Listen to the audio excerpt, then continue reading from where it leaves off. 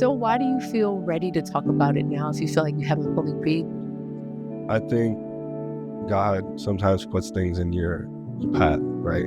I had that dark moment, but I realized I looked at myself in the mirror and I said, I could take this bad situation, and if I could do something positive from this, I could inspire others and spread the word. I went to my backyard and I was just thinking about life, and I was like, it hurts a lot. And I'm just like, I don't know what's going to happen. This was before I think this was before I even met this anymore. I was just figuring stuff out.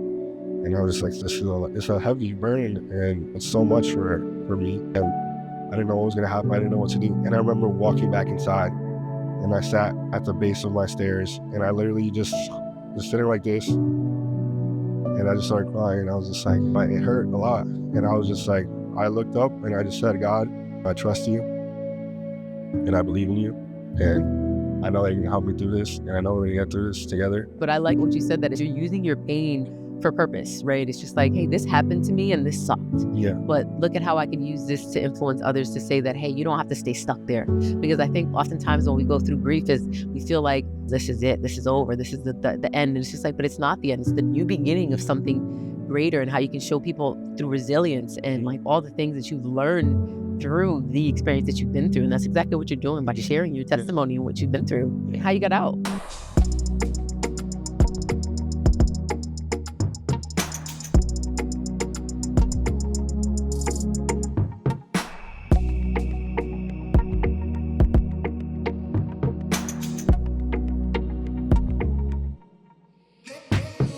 Welcome back, everybody, to the Reshapes podcast. My name is Marlyn. I am your host. With me today, I have a new guest, Arian Peña. What's going on? How are you today? Thank you for having me. You are very welcome. I'm glad that you're here. I actually got referred to you by my sister, Helen. That's the first referral. Yeah.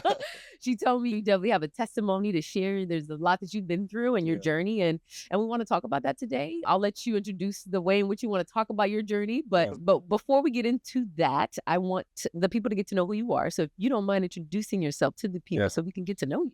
Yep, for sure. Thank you. My name is Arian Peña.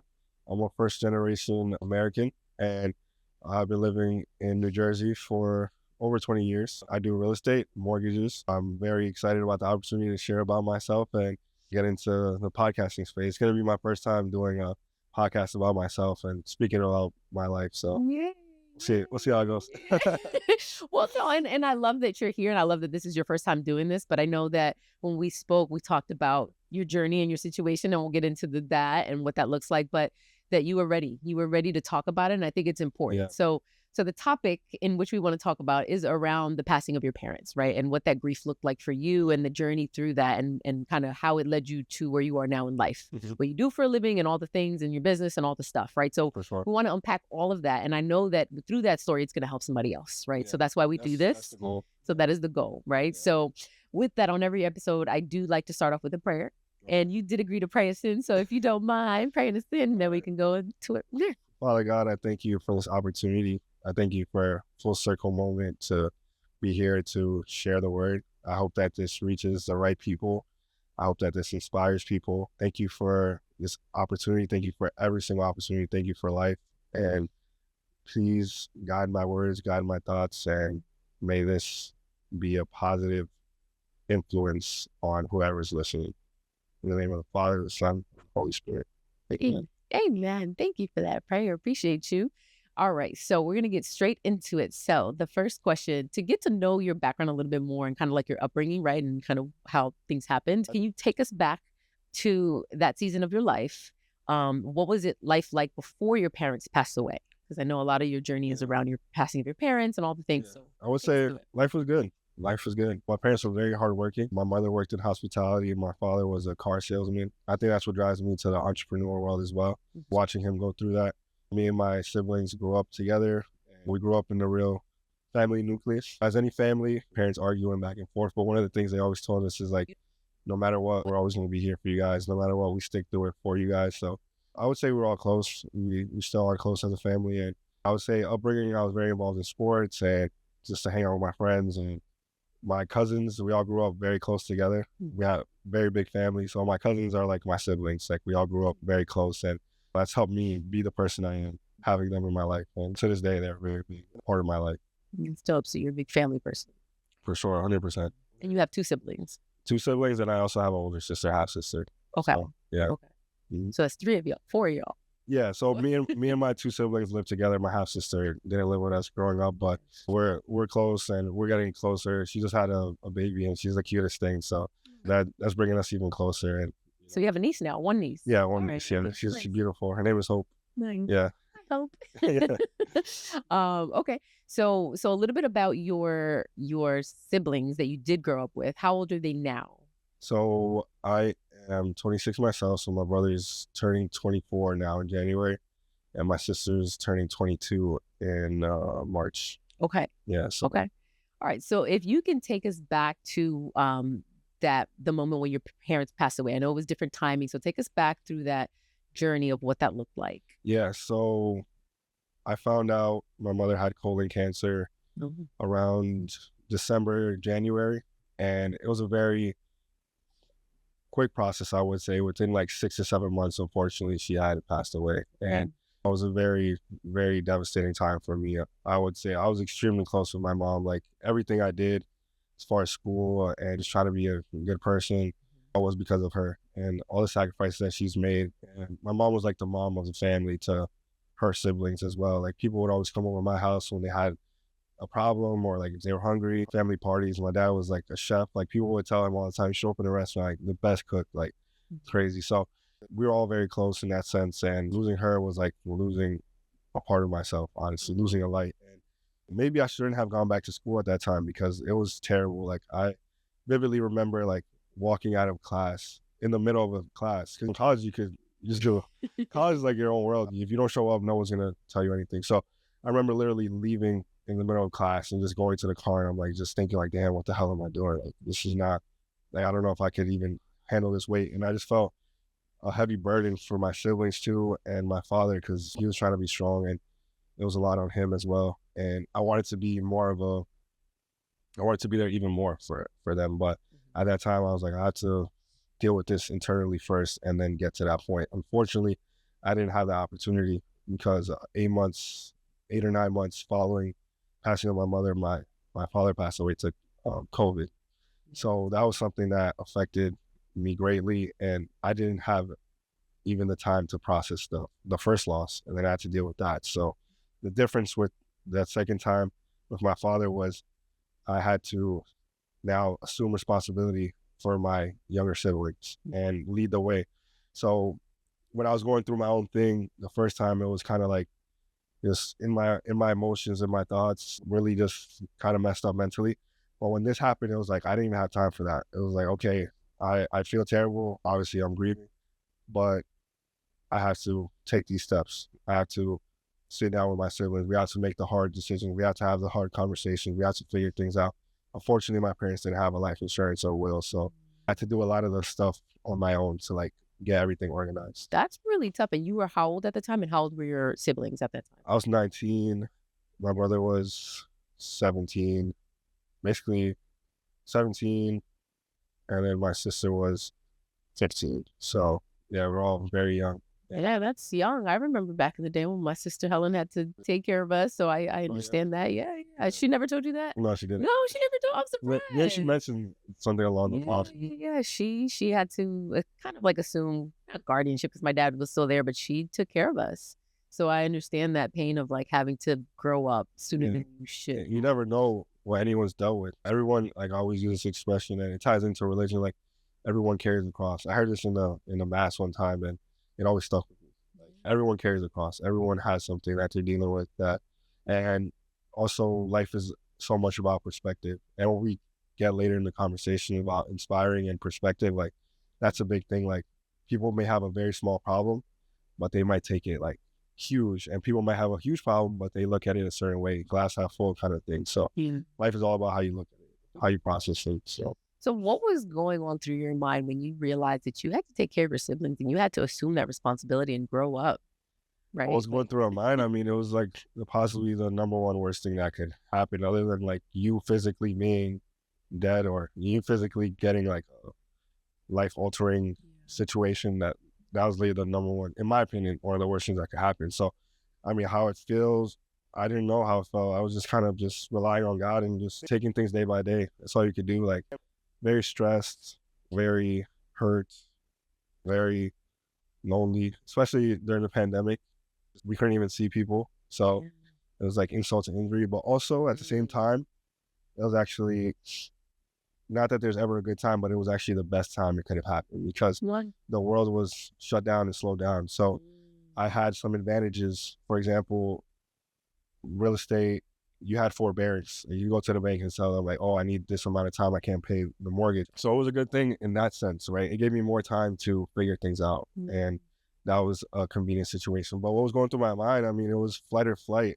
I had to just get up and figure out all these things I have to do. I mean, number one was trying to get like the letters of administration for both my parents, so that way I could act on their behalf, on their How did you even know to do that at 19? Like at 19, I felt like I was oblivious. Like not oblivious, yeah. but like what? I mean, you never really know what you have to do until you get into it, right? Like you wouldn't know how to like shut your water off unless you had to like something was flooding and you had to shut it off, right?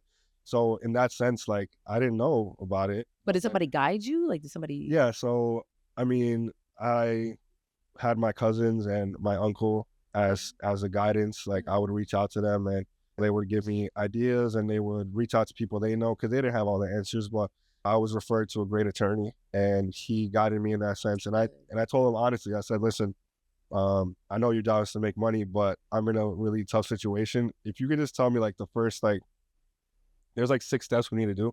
You could tell me like the first 2 or 3 steps and I could just go do that myself. Then I could save myself a little money. And then once we get to this step, once I have the letters and we could take these steps, then I'll pay you and we can start getting it going. So thankfully, he helped me out a lot. And like I said, the forbearance situation. So I was calling the probate court like every day.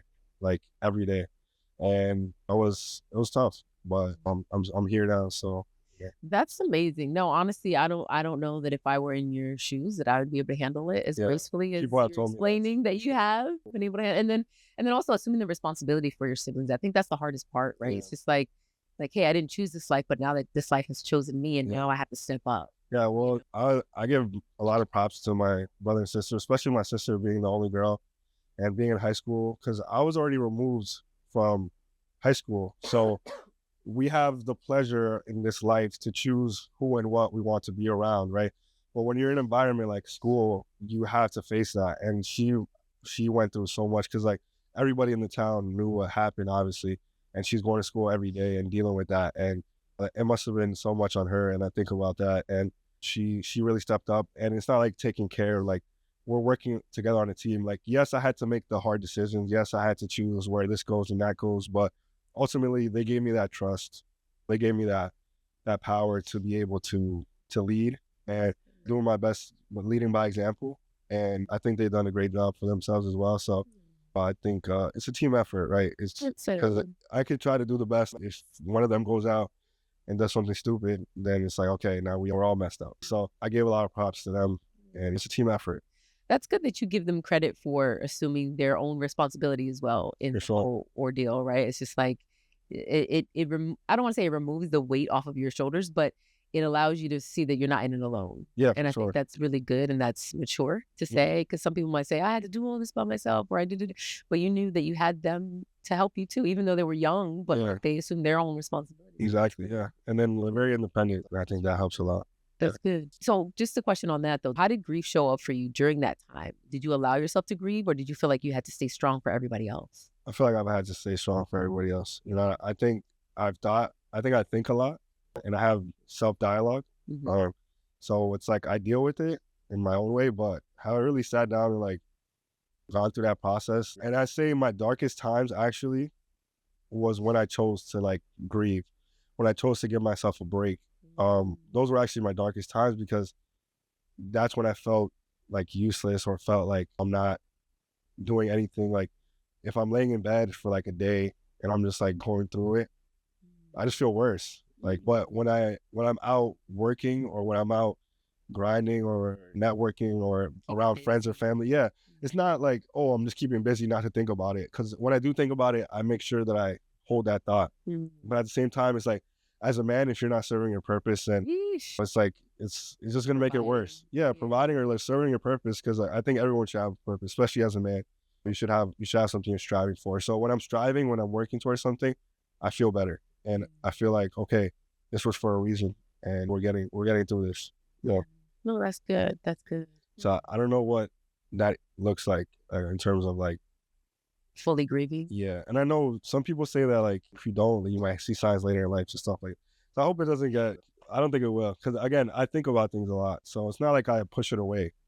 At the same time, it's like I've had to it's just been go, go, go. So you don't feel like you fully grieved your parents' death yet? I have not. And I definitely have not grieved my mom properly because I love my father, but we're just so close. And I think as a man, like he would understand, like it's just a different type of relationship. That's like, that's your mom.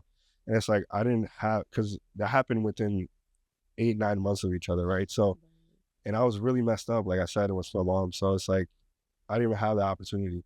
And watching my father go through that pain, that hurt me a lot too. This like, and he showed me perseverance. He showed me the ability to keep going. So it's something that I carry with me as well. So why do you feel ready to talk about it now if you feel like you haven't fully grieved? I think God sometimes puts things in your path, right? And I thought about even calling you and saying, hey, maybe we shouldn't do this. But I would say I'm a very private person in a way. And there's certain things that the internet's like forever, how they say, and stuff like that. And I know we all have this conception of like, oh, well, I don't want to be so vulnerable and stuff like that. So all those human things that we go through, I know you deal with it as well, starting your own business, starting the podcast. So I know you deal with being nervous too and stuff. So I think what pushed me to do is once I get deeper into kind of like my story and what pushed me to get into real estate and build a brand and stuff like that, I had a realization in a moment where like I prayed and I made like a contract with God in a way. And I said, God, a lot of people will be like, oh, I'll donate this much to this foundation, or I'll give back this, or I'll build this, or I'll do that. My contract with God was, God, if you give me knowledge and opportunity, I want to inspire and give that back to other people. Teach a man how to fish, he could eat forever.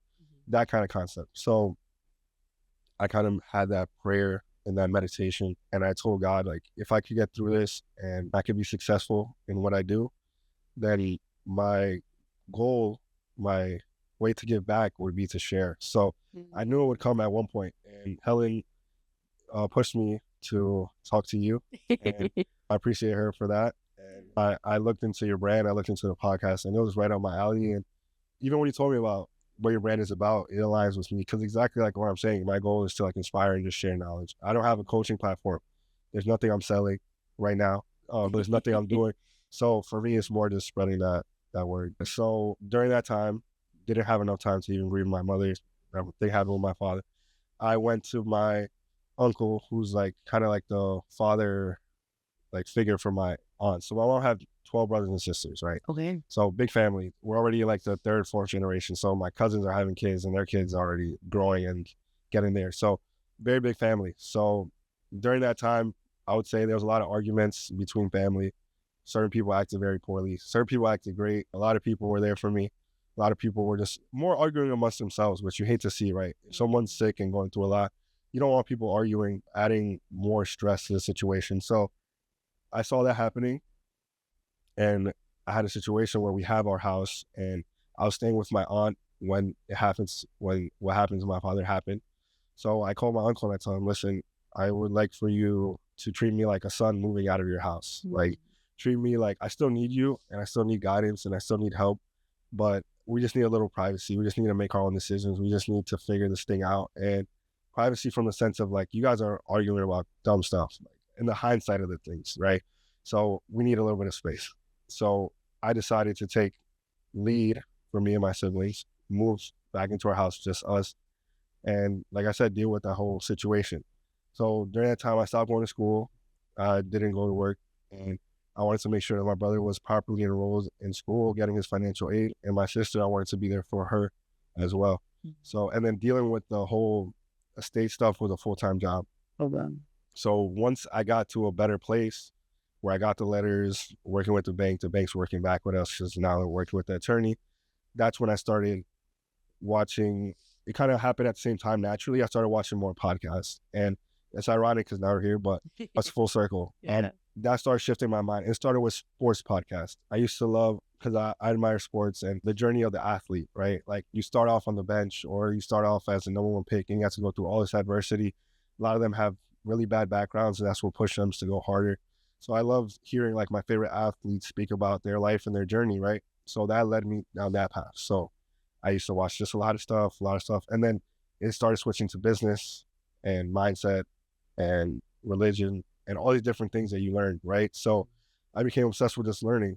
So I had a notebook, I was writing stuff down. It got to the point where like I woke up excited to like go to the backyard and watch a podcast and just get into it. Yeah, literally. Like I was literally like just getting into that. So I discovered manifestation, I discovered meditation, I discovered affirmations, and I was always religious. I always had faith. My parents would always take us to church and I was always involved in that world. And I could credit my fiance for keeping me in the church as well, and her mother.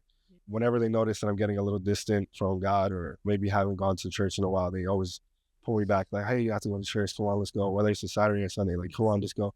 So they keep me grounded in faith. And I think that's very important. So Smart lady. yeah. Yeah. So during that time, I started meditating a lot and I started fasting and I started learning about all these different things. So I was very deep into meditation and prayer, and I found myself feeling very great. But then a sense of anxiety came over me, and I was like, "What's next?" Like, I had to start making money. I got to start doing something. If I'm going to provide or take this role, I got to lead, right? And I had to do that. So I prayed, and another contract I made with God, or another like request, I guess you could call it. Yeah. I said, God, if you send me a mentor, or if you give me some kind of path, and I promise I will do right in the situation. Literally that same week, when I tell you, my girlfriend's mom came to me, my fiance's mom, my girlfriend at the time, came to me and said, hey, I met this guy. He's doing real estate and mortgages, and he is looking to train young people. He wants to build a team. He wants to multiply himself in a way. Do you want to meet him? You want to speak to him? And I said, let's go meet him tomorrow. So it's like, really? You don't even want to know his name? You don't want to like Google him? You don't want to like... Nah, I prayed about this. We good, I know. Literally, she was so surprised. She was like, you don't even want to talk to him on the phone real quick? Like you're just going to go show up at his office, at his house, and just like without even researching? I was like, yeah, I'm ready. Like, let's do it. Like, all right. So we went. That same exact day, I signed up for the mortgage class. Shout out to Jose Bidel as well. He made me realize, because I didn't know about mortgages. I knew about real estate, but I got this like cringe thing from realtors. I've seen people get their real estate license, not do anything with it, or just let it go and stuff. I had this like bad taste when it came to real estate. Like, but I always wanted to get into real estate investing. And it started in high school. I watched HGTV. Loaded Listed is like one of the best shows. I love it because one person's flipping the house and then the other person's showing them houses. So it's like they were able to see all these different properties. And then I saw the numbers on the screen. I was like, wait, they got the house for $200,000. They put 100, and now it's worth 600,000. How is it? It blew my mind. Yeah. So that always stuck with me. And then I went to school. When I first went to school, I was studying medicine, and people would be like, oh, what do you want to do when you get older? Oh, I want to be a physician assistant. But before they could say a but, I wanted to retire at like 30, 35 and just get into real estate full time. I would always say that. So then the pandemic came. I was not in school and gave me time to think more. And I was like, why don't I just cut out the middle part? Why don't I just get into real estate? And then I started practicing affirmations, and I started saying, I'm healthy, I'm wealthy, I'm healthy, I'm wealthy. I started repeating that over and over. And that's what led me to create the brand Wealth Health Self. And this brand is all about inspiring, shedding light on different topics. I have a lot of ideas and things I want. It's more like affiliate marketing, where I take other brands and I market it because I believe in them and I use them. Nice. And then creating some kind of community. But the first idea was to just create a social media presence. So that's just spreading light on topics that I believe in, help you be an optimal person. So that's kind of what led me full circle to where I am now. That's good. That was a great way of kind of painting the picture from like how one thing led to another and kind of how where you are now. So yeah, I think a lot. So like I've thought about like how do I think about the journey, and I'm still in it, but I think I'm in a more mature state now where that's why I'm more open to speaking about it. Okay. So were there moments where you ever felt like you couldn't keep doing it anymore? For sure. Yeah. Like what did that look like? And I remember vividly. And this was actually one of the moments when I told my friend the story, was when he's like, yo, you need to do a podcast, because I told him the story. And I remember being, let's say I was just watching the show or playing PS5 or something. Like, I just remember it being late at night, very late. And I went to my backyard and I was just thinking about life, and I was like, it hurts a lot, and I'm just like, I don't know what's gonna happen. This was before I think this was before I even met the attorney, or I was just figuring stuff out. And I was just like, it's a heavy burden, and it's so much for me. And I didn't know what was gonna happen. I didn't know what to do. And I remember walking back inside, and I sat at the base of my stairs, and I literally just was sitting like this, and I just started crying. And I was just like, it hurt a lot. And I was just like, I looked up and I just said, God, I trust you, and I believe in you, and I know that you're gonna help me through this, and I know we're gonna get through this together. And honestly, that was one of the moments that really led me down that path. Other than that, it's more just the go mode.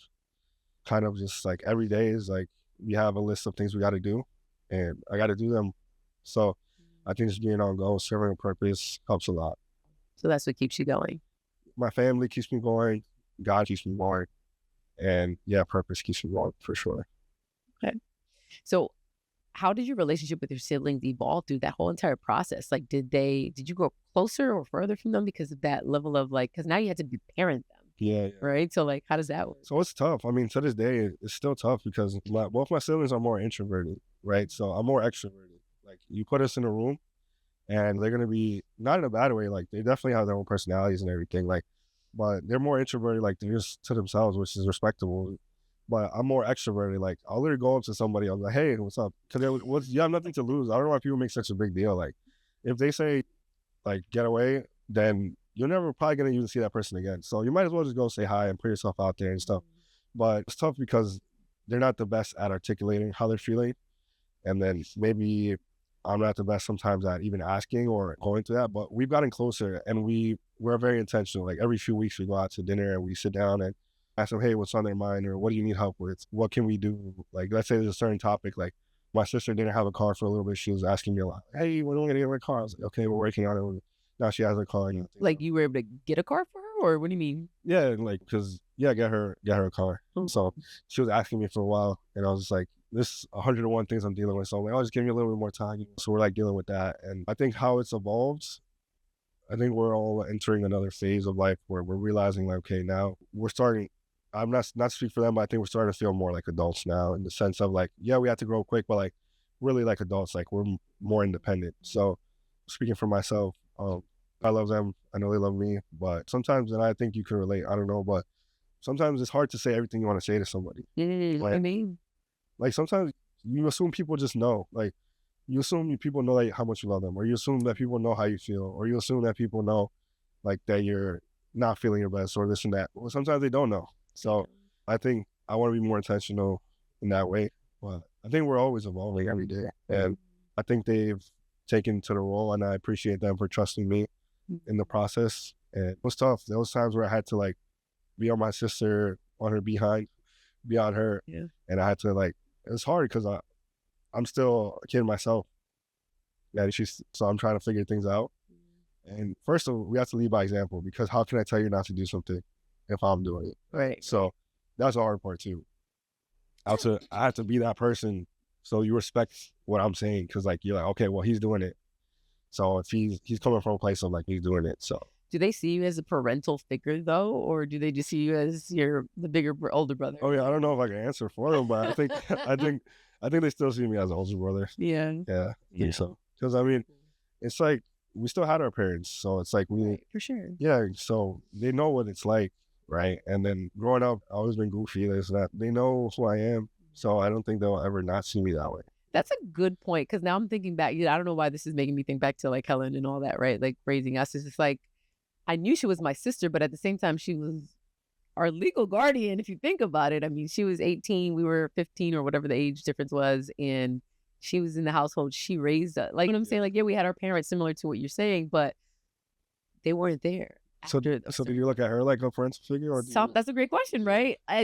During that time when I was 15, I mean, yeah, like I did, because like, well, I'm sure there were times where you're like so close in age, you're like, yo, what are you telling me about myself? Like, not really. I mean, Helen wasn't one of, like, we always got along. Like, she wasn't one where I felt like we like clash heads. Yeah, we never really clashed heads like that, which is why we're closest today. But that's good. But it's just interesting to see that from, I guess, because it's both sisters versus like a brother and a sister. Yeah. Like, you know what I mean? It's a different dynamic. Yeah, you know what I mean? exactly. So I'm just curious about that. But But no, that's good. But I want to go back to the point where you said sometimes you don't know, you assume that they know Yeah. about like you loving them. Yeah. Do you ever tell them? Yeah, I do. Yeah. But not enough. I don't think you ever tell anybody enough, right? And yeah, there's times where like I'll be in my own world, like I have things to do and maybe they're working. Yeah. And then sometimes you just lose touch of Yeah. you lose touch of certain things. So I think speaking about it now makes me want to do Go more. and tell them that you love them. It's so funny. My sister growing up was never like a hugger. Yeah. Right? She'll tell you that. She's like, no hugs. Yeah. Now it's like I intentionally be like, no, I want my hug. Yeah. Like, but it's me just showing her like, this is how I want to be loved, and I'm loving you by hugging you, and you don't even know that you need it too. That's emotional intelligence. Like a lot of people don't have that, and I think that's a credit to you. Because a lot of people don't have that emotional understanding, myself included. Sometimes, again, we assume, or sometimes we're so caught up in our own world, you don't even think about the person next to us. Especially in this society today, we all have so many problems, and the whole political stuff is people have so much, going on. It's not easy. For sure, for sure. Okay, so going into the faith part a little bit more, if you don't mind. Yeah. So where was your faith during all of this? Did it feel distant, comforting, or a mix of both? And I know we talked about it a little bit before about your faith, but if we can dive a little bit more into that, like what was faith looking like at that time versus now versus back then? I could honestly, confidently say I'm not the best person in the world. I'm not holy. Like we're all sinners. It's okay. But I could honestly say that I don't think there's been a moment where I felt like God hasn't been there for me. Like honestly. And I would not be standing here. I would not be sitting here if it wasn't for him. And I'd say this in front of anybody. Anytime that if I'm speaking, not that I'm over here giving speeches every day. I'm not that successful yet. But you want, wait, hold on now. You said you want to be on stages and speaking in all the things. Yeah, I think that's in my cards. God willing. But that comes with success. You need credibility, in my opinion. You could start from nothing and just work your way up. But personally, I think you need personal success to have credibility and have people respect what you say. Or else you're just going to be like faking it, which is that's not good. Fair. And that's why I kind of waited to get to that point, because like I could have been sharing this, but if I'm not who I am now, then why would I do that? But it's fair. I feel like God has always been there for me, and it's what's kept me going. And we can't deal with the things in life by ourselves. You have to believe in something, or you have to have some kind of purpose, because you cannot, every single day there's ups and downs in life, right? So you're not going to feel 100% every day, and you're not going to feel your best self. So in those moments, especially when you deal with, let's say, arguments, or you deal with business relationships, or you deal with deals, like business deals that don't go your way, like what else do you have other than faith? Like it's either, that's why I use the word fight or flight, because you're either going to fight or roll over and take it, right? Exactly. So it's like, for me, that has been what keeps me going.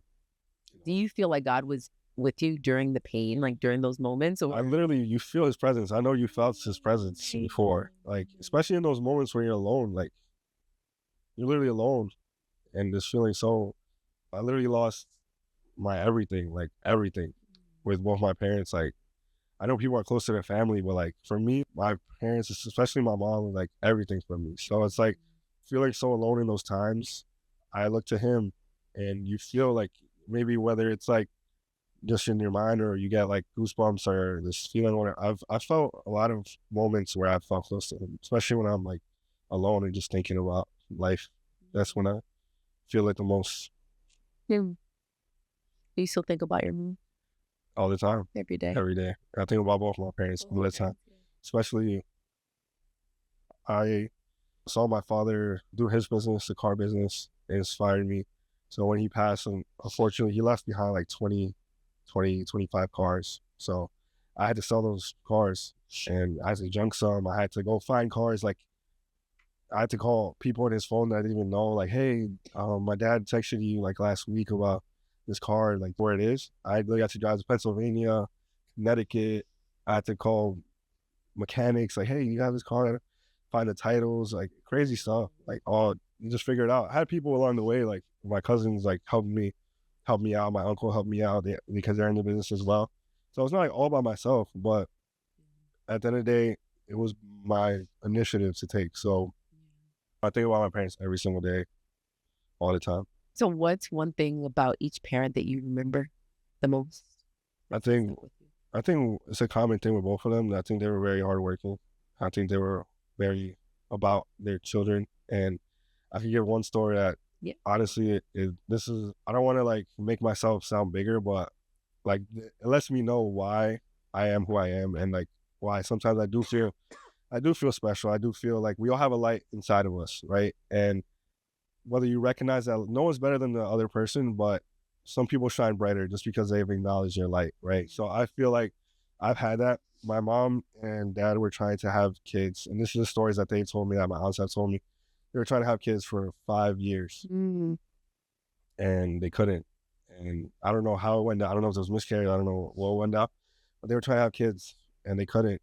And my mom was so like, from what my aunt tells me, like she was so messed up about it, like crying, and just like, what if I never have kids? Like, and then her mom got sick, and she was the number one, from what I hear, the number one person taking care of her mom. She moves into her mom's house, and my dad got a job closer to her mom's house, so he could pick my mom up, take her mom to all her appointments, and they were literally taking care of my grandma. And my aunt told me that her and my grandma would pray all the time for them to have kids, and for that. And I feel like they prayed so much on me, and prayed so much on me and my siblings to come into this world. And that's what that stuck with me. And unfortunately, my grandma passed in May before I was born, and I was born in August. So I never got to meet her, but from what I hear, she was a very big influence within the family. All my aunts and uncles had a lot of respect and love for her, and she was like the driving force of the family, from what I hear. And I think all those prayers and all that stuff, all the sacrifices that my parents made, I felt that love. So when I think about both of them, I would say just love and sacrifice. And I think I'm a family person because of them. And my siblings, my cousins, like I said earlier, are like siblings to me. Like we all grew up so close, and I appreciate them a Oh, lot. that's super dope. That's super dope. So it's interesting, right, to go into like the legacy piece of it. So like, what lessons did you learn about love, responsibility, and manhood through this entire experience? Because I know that's shaped you throughout those years, and those are really transformative years too, to have to go through this process. Well, responsibility and manhood go hand in hand, because as an adult, I feel like adulting is doing a bunch of stuff you don't want to do because you have to do it. So responsibility, I mean, I chose to take lead for me and my siblings. A very big risk, because there were certain people in my family that maybe they didn't say it verbally, but I could feel like, oh, well, if you should do it my way, or you should listen to me, or you should let me take charge, or you should let me do this, or oh, this kid's gonna mess it up, or this kid doesn't know what he's doing, or so maybe again not verbally, but you just know, right? Yeah. So responsibility wise, I took the responsibility head on, and when I was dealing with my mom's situation, down bad, down bad, like mentally down bad. With my father's situation, I had no time to even react. Like literally went to see him after, and I didn't even shed a tear when I before we got there. Mhm. Literally, because I was just like thinking about all the stuff I have to do now, and thinking about how like this has just been thrown on me. And Wow. yeah, and then it took a little while, and then obviously you break down, you have your moments and stuff. But yeah, responsibility and manhood go hand in hand. Love, I think unconditional love is a beautiful thing. I don't think you should let anyone take advantage of you. And I think you should stand up for yourself when you have to. But I think it's beautiful that God has this love for us, and that you have family that even if they're not perfect and you're not perfect, like you still love them. I think that's beautiful, because like no one's perfect. So we all try so hard to put on this face, and try so hard to work, and try so hard to make ourselves look the best we can in front of the world. So I think it's nice when you could be vulnerable and know that that person still has your back. Yeah. I think love is really just having your back. I mean, it's a lot of things, but I think like in the case of an emergency, I know I could count on these people. Mhm. I think that's a big thing. Do you think that when it comes to love, like you love your siblings differently because of this experience? For sure, yeah, Yeah. 100%. I think you, as much as people don't want to say it, like I think there's different types of love. I know parents will be like, "Oh no, I love all my kids the same." Well, it's not. No, they don't. Yeah, it's not. I was my dad's favorite. Like, Yeah. for real, now let me. No, I gotta be real. I mean, it's all different relationships. Like, can I say me and my brother's conversations are not the same conversations I have with my sister, right? And it should be that way, right? She's a woman, I'm a man. My brother's a man, I'm a man. It's different type of, like, for my brother, I could look him in the eyes and be like, yo, if I'm messing up, let me know. And yo, you messed up here, like, let's fix it. My sister, I gotta spin it a little differently. I gotta help her understand where I'm coming from in a way. So yeah. That's good. So another question: how has that season shaped the person that you are today? Because that was what, 6 years ago Yeah. or 7 years ago? Like 6 years ago. I mean, how has it shaped me? It's something I carry with me every day. And it's something like I don't share with people. Like even Helen herself, Helen has known me for like over a year, right? And literally last month was when I told her about my past. She said, I never would have guessed that. I didn't know that. And that's crazy. And she's like, you should talk to my sister. She has a podcast. You should go from there. So literally that's like, it's something I carry with me all the time, but it's not something I let define me in a way.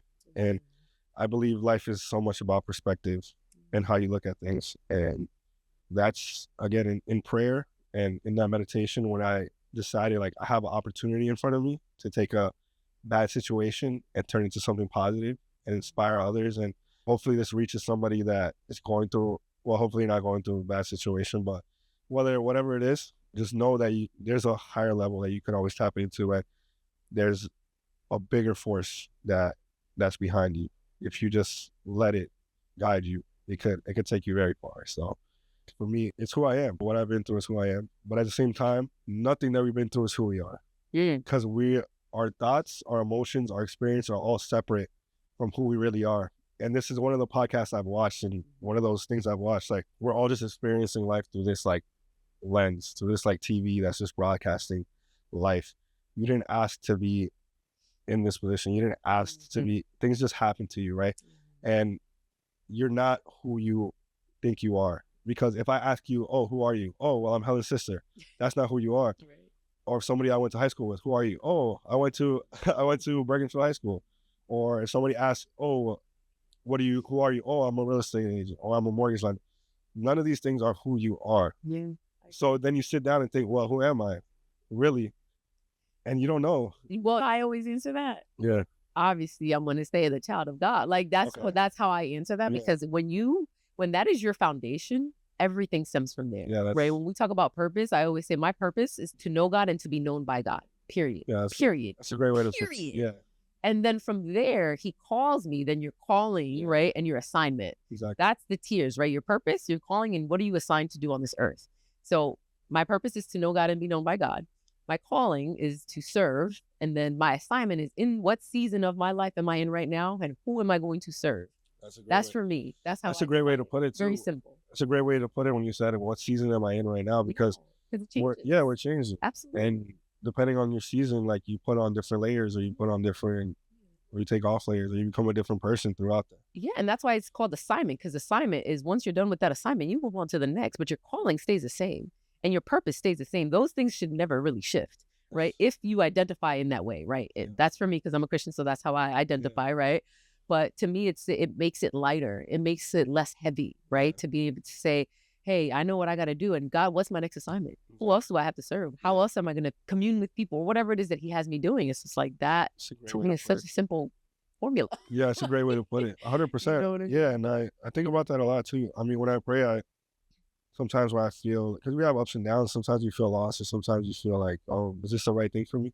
I pray to God and I say, surround me with the right people. Amen. And it's people that want to see me succeed, want to see me grow likewise. And also I give you permission and domain over my life. Yeah. And I allow you to use me as a vessel and put me in the right rooms where you need me. Amen. And then the human side will take over, where, okay, maybe you're not perfect. Maybe you sin, or maybe you are procrastinating or a little lazy in certain things. The human side is always going to come. And in those moments, you just have to ground yourself again in faith. And going back to meditation, we talked about earlier, very big misconception in meditation is like, I have to completely clear my mind. That's actually the opposite, in my opinion. There's so many different ways you could take it, but it's not about clearing your mind. It's just about centering yourself. So I watched this in the video as well. It's like, if you're sitting in a field and the clouds pass by, those clouds are your thoughts. So they're going to pass. So you can acknowledge it. Okay, I just thought about that. And then it passes. Now you ground yourself back in your breath. So there's different types of meditations, but one of the most effective I found is breath work, because it's guiding force. And if you're focusing on your breath, that's where life starts and stems from. Like in the beginning, there was the word, God created man, he breathed life into man. So the word is very important, and the breath is very important. That brings it all together. Yeah, no, that's really good. So I do have two last questions for you. But before we go, as we wind down right on this episode, before we go into that, do you feel like you've said everything that you'd like to share about your journey and your experience with the loss of your parents and even your real estate, your business, all the things? Is there anything else you'd like to mention? I would say as a family and for people around, we've all grieved the situation. So I want to shed light on just like not making it so much about myself as well. Like even my aunts, uncles, cousins, everyone, like it hurt all of us. So I want to shed light on that, let them know I feel that as well. And again, just like to anybody, you could do a lot more than what you think, and you could inspire a lot more, and you could lead in so many ways. And I would say manifesting, very important. The only tattoo I have is a tattoo that says manifest. And this is just a reminder to always create and always ground myself. And Jesus talks about the fact that we have God in each and every one of us. Jesus was a walking representation of God, being the Son of God. So just realize that you have this light inside of you, realize that you're able to create, realize that you're able to manifest. And Joe Dispenza, if you guys want to look him up, Yeah. he talks about how emotion could put you in that state of mind. So practice gratitude, realize that life is about perspective. Good or bad, it's your choice to choose what's good or bad. If God comes down and gives you blessings and then he checks on you and you're like, oh, life sucks, or everything sucks, so what, you think he's going to keep giving you more? No. He looks down, and the book of Job is a very common analogy I relate to, because Job was a successful man. He had a beautiful family. He threw a lot of parties, and he gave back to his community. If I'm misquoting this, I haven't read the passage like word for word myself. I watched videos and I've just heard things I know. The angels were having a conversation between each other, and God was there, and they were like, God was like, look at Job. He's such a great guy. He's following me. He prays to me. He gives to the church. And the angel said, he's only doing that because you give him so much great things. I don't know what kind of angels these are, but they were like, oh, he's only doing that because you give him so many good things. And the guy's like, oh yeah, well, let's give him a test then. He took everything. Again, I might be wrong, but I'm pretty sure it's just how it went. His whole farm, everything burned down. He lost his family. He lost everything. And what did he do? He remained calm, and he said, God, I still believe in you. I believe in what you can do for me. And then there was a time where he cursed God. He said, God, this is unfair. You messed me up. And then he goes back to him again. And he says, God, I'm sorry. And God says, you see, I told you, to the angels, you see, I told you, he is a man of faith. And because of that, I'm going to bless him 10 times over. And he got blessed so much of that. So again, I had that dark moment, but I realized, I looked at myself in the mirror and I said, I could take this bad situation, and if I could do something positive from this, I could inspire others and spread the word. So I love that. That's really good. That's really good. I feel like I don't even need to ask you the last two questions now, because that was good.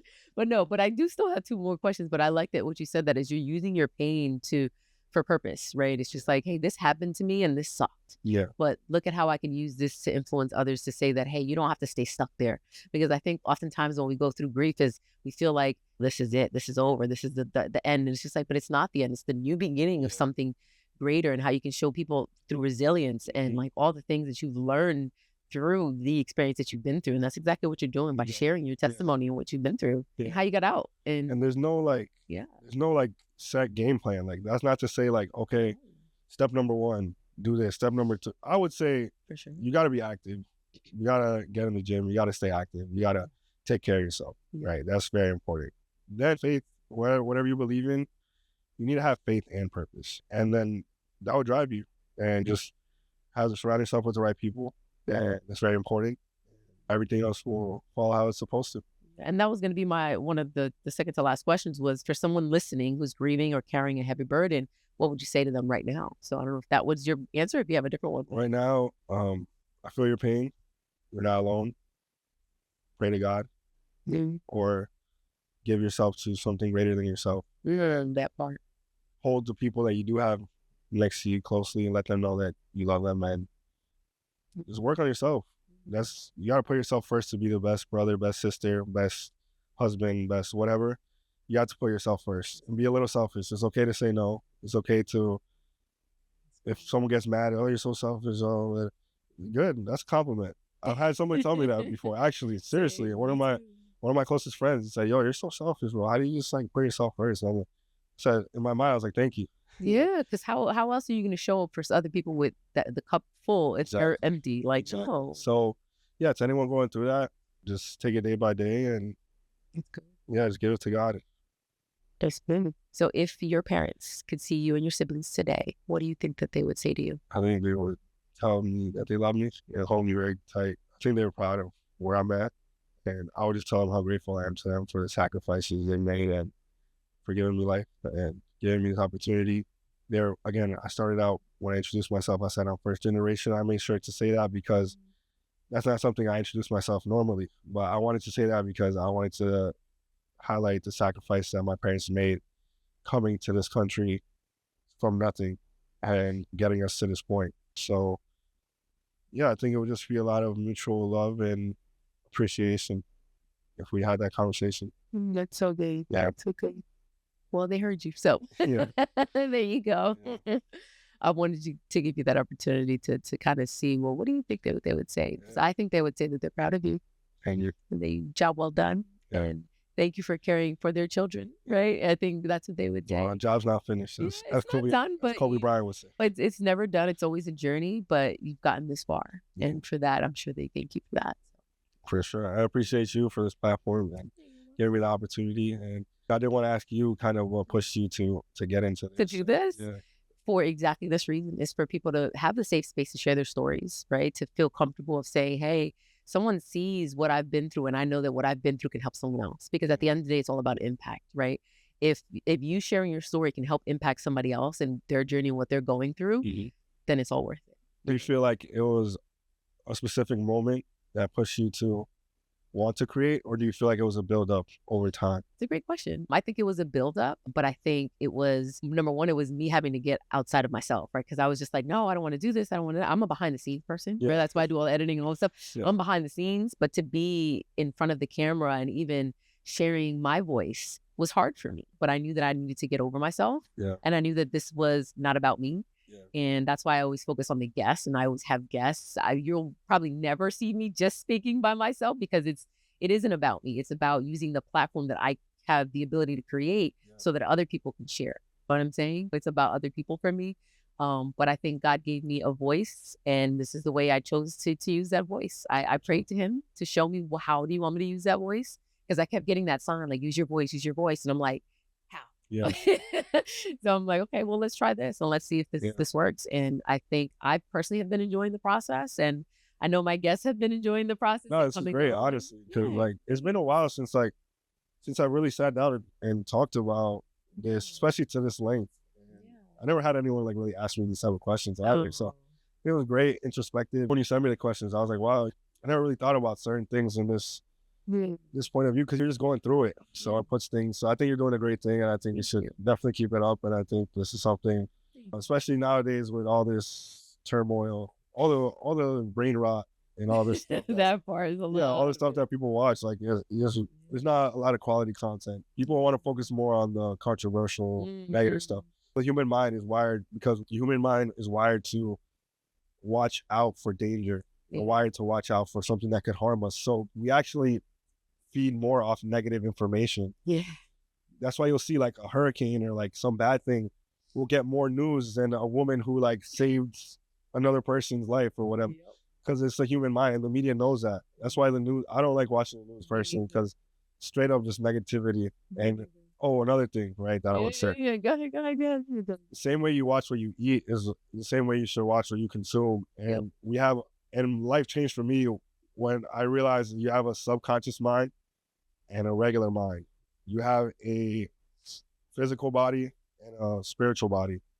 And what you feed that spiritual body will reflect in the physical. Yeah. Right. So being this, and again, with the brand, Wealth Health Self, took a step back from it to focus on real estate. I would love for eventually to get back into it. I have ideas to create a physical thing that I could present to the world. So hopefully one day I get to that point. But I would say what motivated me to do this was to shed light on these topics that we should be more mindful of. And it's not about being extremists. I'm not saying go vegan. I'm not saying go crazy. I'm not saying, do all this crazy stuff. Just read labels, watch what you eat, watch what you consume. There's a lot of symbolism. There's a lot of bad, evil people. Not to go on a crazy rant, because I could go on, I could go crazy. But there's a lot of evil, bad people that are controlling the world. There's a lot of good people too, but they are putting a lot of bad things in your food, a lot of bad things in the products you use. You might think you're cleaning yourself, but you're actually filling yourself with chemicals and contaminants. And that's not to say I'm perfect either. For sure. There's brands and stuff that you could look into, but just being mindful, right, of what you consume and what you do and what the environments you put yourself in. Yeah. Yeah. So you want to take a moment to actually plug your brand? I know you're not technically doing much with it now, but you will, because we're putting that in the atmosphere. Sure. And then you can plug your real estate business as well. So I'll start with real estate because that's what I'm actively doing. My real estate is ap.lens, lens as in lending, and Wealth Health Self is the Instagram. If you want to find me, mostly on Instagram, or you can look up my name, Arian E. Peña, on Facebook. You can definitely reach out to me if you want to collaborate. I do mortgages, and I have my real estate license. I focus on the mortgage business first. I love the knowledge aspect of mortgages. I love learning about mortgage products because my first goal to get started was to be a real estate investor. Okay. Second, helping people is great. But number one, I'll just be honest, because you hear people like, oh, I want to help the world. I want to help everyone. And you find out they're really just trying to make money, right? Yeah. So I want to be genuine. My honest number one thing was to get into real estate investing. That's why I like mortgages, because I learned so much about the products. I learned so much about the financial aspect of the deal and the business. And I like being involved with money, like the numbers and stuff like that. So yeah, if you guys want to follow my page, you want to reach out, since I'm indulging in this, I would be more down to like do another podcast or speak. I'll definitely be down to come back on here. You're welcome anytime. Yeah, you definitely do more content. Awesome. Yeah, that's awesome. And then I'll put your handles in the description so they can follow. Okay, that's good. Yeah, cool. And then I know that you're not doing your business now, but can you just briefly just say about that? Because I know that's important. So again, affirmations led me to the brand. I'm healthy, I'm wealthy, I'm healthy, I'm wealthy. To the point where I was writing it down in a notebook. And these are tips you can take. Writing stuff down is really great. Repetition, repeating it. And I listen to audios as I fall asleep or right when I wake up, because REM sleep, you're able to tap into your subconscious mind much better when you're going through that REM sleep. So I listen to audios and stuff as I'm falling asleep. So I discovered affirmations go hand in hand with manifestation. I'm healthy, I'm wealthy, I'm healthy, I'm wealthy. I'm like, that rhymes. So I kept going. And then wealth, health, self. So I would be in the shower and I would write in the shower, wealth, health, self, wealth, health. Then I created the brand because I just wanted to inspire, and I feel like we all need to wake up.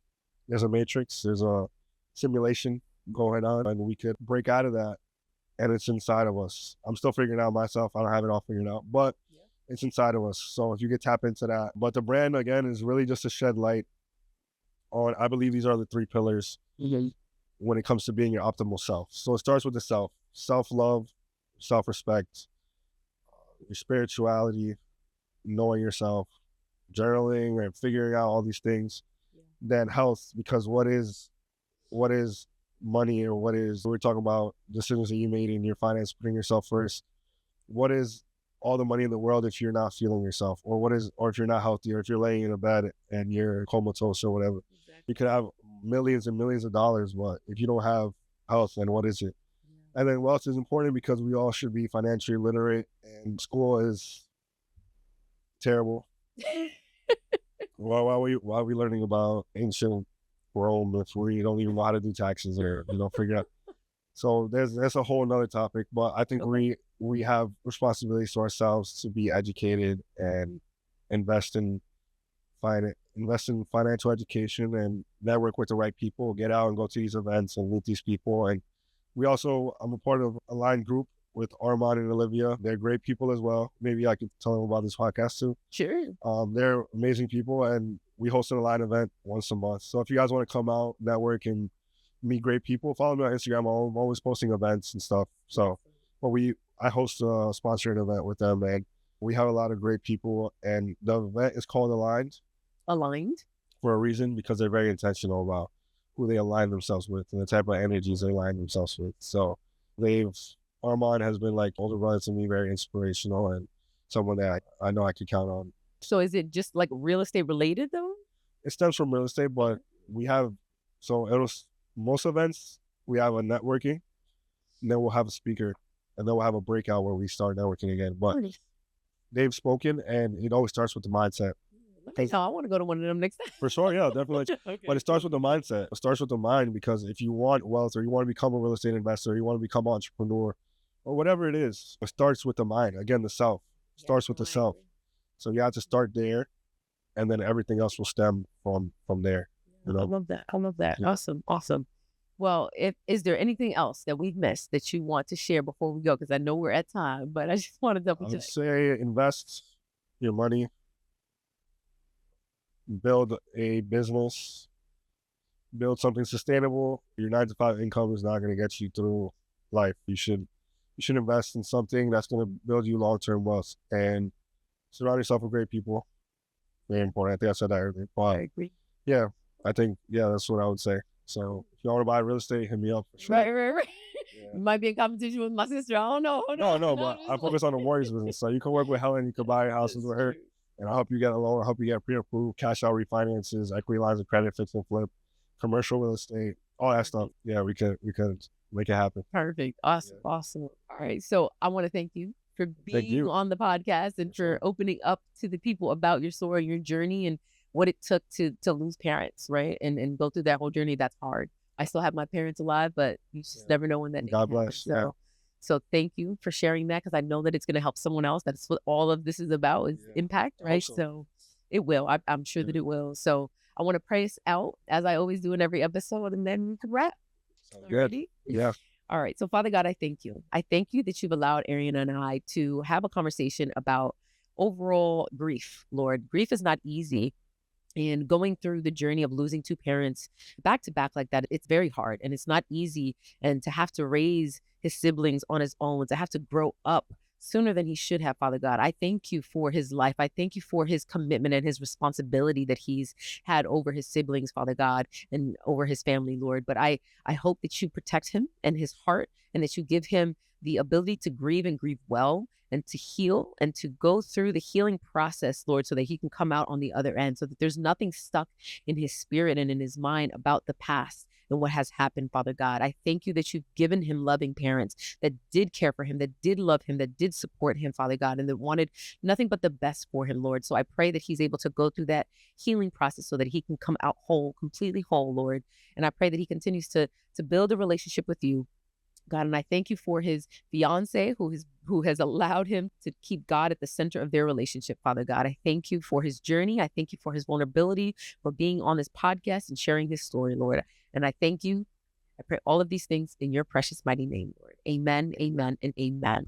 That was beautiful. That was great. No, for You're real. welcome. That was great. Thank You're you. welcome. You're welcome. Appreciate it. So I want to thank you again for being on here. Again, it's not easy to talk. I know that on the other end, if it was about me, I'd be like, no. So it's not easy. So I appreciate you being here and Yeah. doing that. So Thank you. for everybody who's watched till the end, thank you guys for being here and for Thank you. watching and staying tuned. If you are new here, welcome. So glad that you're here. This podcast is all about faith-related things and our journeys and our testimonies and things that we go through and how God has got us out of that. So we hope that you stay tuned to the following episodes. Don't forget to like, comment, subscribe, share all the things so that people can reach the episode. So again, thank you all for watching, and we will see you on the next episode. Bye-bye, everybody. Take care.